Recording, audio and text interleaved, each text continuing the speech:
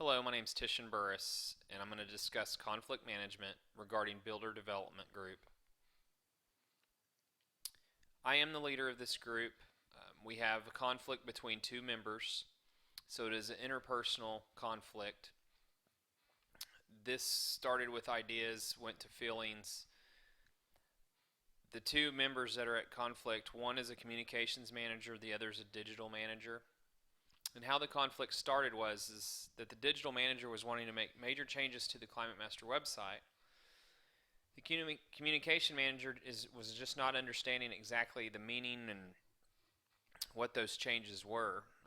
For this reason, there was a lot of virtual communications going on via email, electronic email, as these two individuals do not office out of the same location. So there was a lot of time wasted emails, a lot of frustration created on both parts. So whenever I found out what was going on, I had to jump in and clear up the matter by defining what changes were being proposed. So with that said, that was the main conflict between these two parties. When talking about this conflict and is it good or bad, it is a good conflict. It was created by a task-oriented conflict. It was in result of virtual communication gaps. You know, Having a good conflict encouraged us to deal with it by it being good. It built team cohesiveness. Without this conflict, attitudes might not have ever changed. They might have stayed the same. So it was a good conflict, in my opinion. The psychological reaction, we really avoided the perception that the other person was wrong. We communicated a desire to seek a solution. The psychological behavior was destructive free. We all identified with the member that was having the hardest time with this. We used respect and we used trust. We investigated the matter before taking sides. Luckily, we never had to take sides. As far as a physical reaction, there really was no physical reaction to this. There was no confrontation, etc., etc. My before reaction was my competing ways came out. My authority obedience erupted. I got mad. That was my immediate response or before reaction. I was angry that this was going on. I thought it was almost ridiculous. My during reaction was these are two very important team members. I have to fix this problem. We have to find a common ground. As the leader, I questioned myself, is this my fault? Is this something I could have, avoided? That was a huge problem that I had during my during reaction. My after reaction, it was a good experience. I figured at that point I am an effective leader. We were able to compromise. It satisfied the team, and we ended up becoming a stronger team out of it. Definitely a lot better relationship amongst all the team members. The management of the conflict. We rallied to solve it. We applied a win-win approach. We compromised. We had face-to-face communications. So following up on this, we ended up having an off-site meeting. I called it. We were going to be face-to-face. We cleared this issue. Basically, looking at each other across the table, no virtual communications. This was all face-to-face. At that point, it was easily able to be resolved. The miscommunication and the conflict were handled. Obviously, I was moderating and allowing the two parties to give a clear understanding of their sides and situations. The changes in the website were compromised. They both agreed upon and apologized to each other for not understanding one another. So that's how I managed the conflict. When I decided to have the face-to-face meeting, we allowed each member to communicate what they were experiencing. For example, the digital manager explained that he was not going to remove the Climate Master Builder site. He was just going to merge the information onto our main site. Once it was made clear and understood, the communication manager agreed. The facts were evaluated and no one took sides.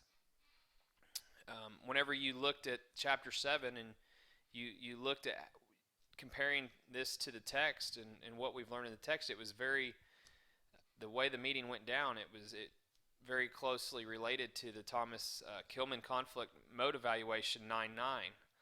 The conflict wasn't ignored. We avoided perception that was the other person's wrong. We communicated a desire to seek solution. We identified with the members. We used respect and trust. We investigated the matter before taking sides. Again, objectively evaluating the facts. We worked through it. When you looked at the the Blake and Moten's conflict grid, collaborating was used. We integrated solution and concern. The parties are too important to be compromised. We definitely looked at that. We were assertive and cooperative. We satisfied both individuals. For example, when the communication manager clearly understood what was being communicated, she was cooperative and satisfied with the digital manager's proposal. Whereas if I would have used the actual TKI result that I had, I would have been quick to resolve. I would have used a power-oriented mode. I would have not satisfied both parties. It would have turned out to be a lose-lose situation.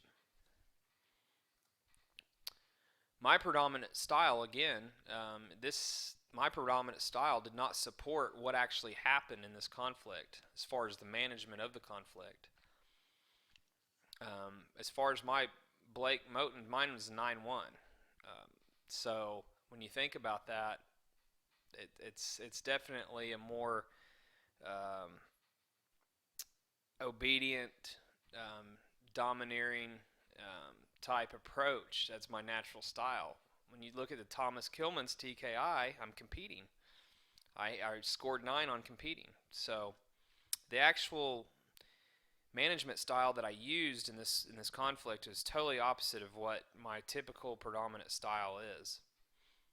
Could I have been more constructive? Yes. I think you can always be more constructive in anything you do. I wish I would have identified the problem sooner, number one.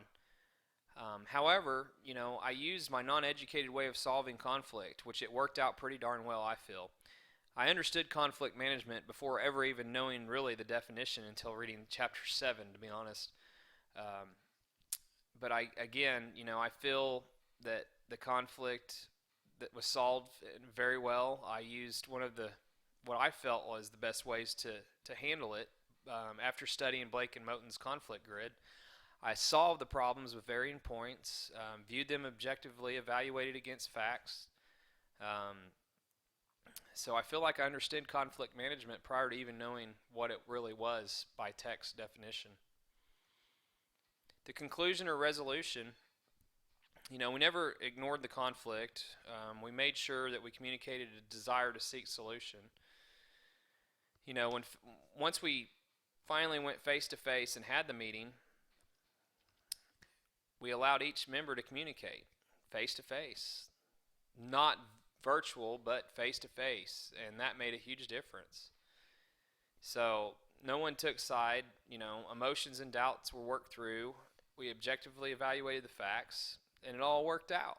Everybody's happy. We're a happy group, happy family, so to speak. So that was my evaluation of this conflict through conflict management and what I've learned through the text in chapter 7.